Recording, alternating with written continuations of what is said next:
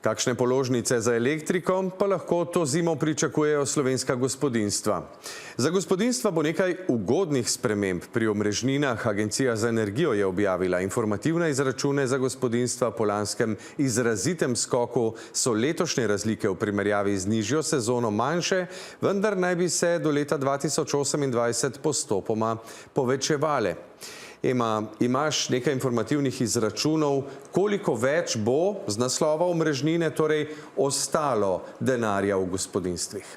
Poglejmo najprej povprečno štiričlansko gospodinjstvo. Če ta letos porabi približno 4000 kWh energije, bo po izračunih agencije novembra in decembra letos po novem plačalo približno 18 evrov omrežnine, brez ukrepa bi bil ta znesek približno 7 evrov višji.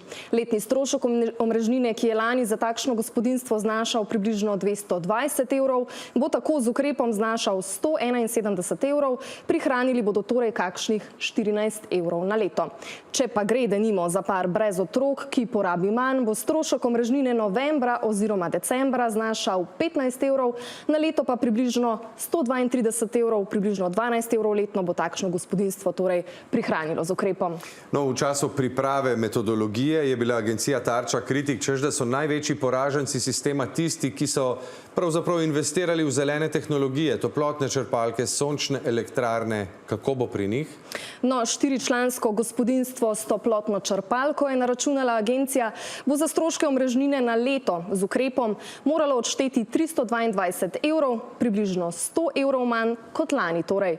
In še gospodinjstvu s toplotno črpalko in sončno elektrarno v shemi Net Metering.